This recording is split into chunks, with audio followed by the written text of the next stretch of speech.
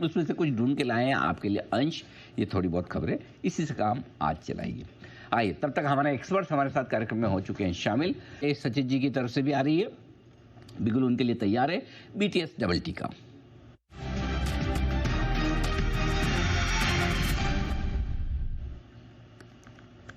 सचिन जी बताएं sir. Good afternoon Anil ji, good afternoon Neha, good afternoon to all the panelist.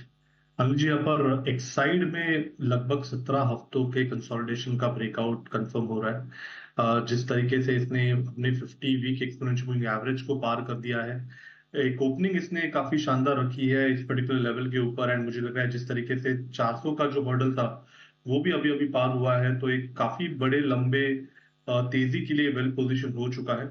Trading momentum के लिहाज से मुझे लग रहा है इमीडिएट बेसिस पे 422 से लेके 436 ये दो टारगेट्स के लिए फ्रेश लॉन्ग पोजीशंस यहाँ पर डिप्लॉय करने की सलाह होगी।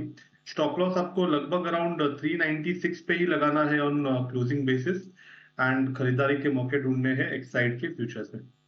एक्साइड इस पे रखिएगा नजर। ये स्पेस एक बार फिर से सुर्खियों में आता हुआ नजर आ रहा है और आया है पसंद सचिन जी को, इस पर हम रखेंगे नजर।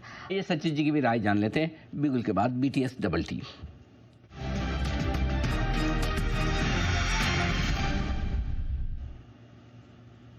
सचिन जी बताएं सर। अनिल जी, फ्राइडे के सेशन में हमने फोर्टिस पे एक शॉर्ट कॉल रेकमेंड किया था 920 900 के टारगेट के लिए।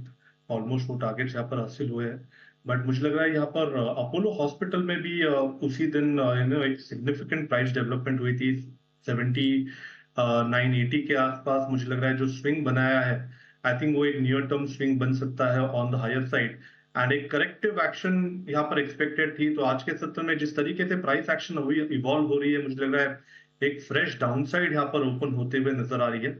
तो यहाँ पर जिस तरीके से डेटा है, मुझे लग रहा है यहाँ पर भी थोड़े से फ्रेश शॉर्ट्स कंसिडर किए जा सकते हैं। जिस तरीके से स्ट्रक्चर है, मे बी एक पुल बैक मूव हो सकती है। तो 7650 के टारगेट के लिए यहाँ पर फ्रेश शॉर्ट्स ऐड करने की सलाह होगी अपोलो हॉस्पिटल के फ्यूचर में। स्टॉप लॉस आपको 7890 पे लगाना है ऑन क्लोजिंग बेसिस। ऑलराइट, चलिए तो अपोलो हॉस्पिटल सेल करके चले। आज स्टॉक सुस्ती वाले मोड में भी है और 7650 तक का डाउनसाइड दिखाई दे रहा है। 7890 का आपको लगाना है स्टॉप लॉस भी लेते हैं, क्योंकि सचिन जी भारतीय एयरटेल पर अक्सर राय देते हैं। सचिन जी जरा आप चार्ट देखें और बताएं कैसी ट्रेजेक्टरी दिखाई दे रही है। नया यहाँ पर भारतीय पे तो मुझे लग रहा है एक काफी शानदार पॉजिटिव स्ट्रक्चर है। एक काफी बेहतरीन सेक्युलर बुल रन में स्टॉक लॉक्ड इन रहा है। अगर हम इसके RSI को भी रीड करें तो वीकली चार्ट पे तो कहीं पर भी डाइवर्जेंस के साइंस नहीं है। इनफैक्ट इसकी प्लेसमेंट लगभग अराउंड 58 के आसपास है, तो मुझे लग रहा है हेडरूम भी काफी अवेलेबल है। सो रिलेटिव स्ट्रेंथ में कहीं पर भी बदलाव नहीं है। मुझे लग रहा है ये जो ऑनगोइंग ट्रेंड है वो ही एक्सटेंड होनी चाहिए।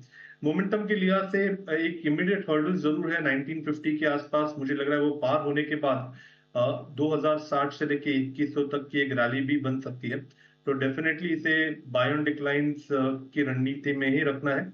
एंड जिस तरीके से सपोर्ट बना है अराउंड 1890 1900 के आसपास, अगर मौका मिलता है तो वहां पर और फ्रेश लॉन्ग पोजीशंस ऐड करने की ही सलाह होगी। ओके, तो ये है आपके लिए राय भारतीय एयरटेल पे। अगले एक और बिगुल की फरमाइश है और सचिन जी की तरफ से बिगुल उनके लिए।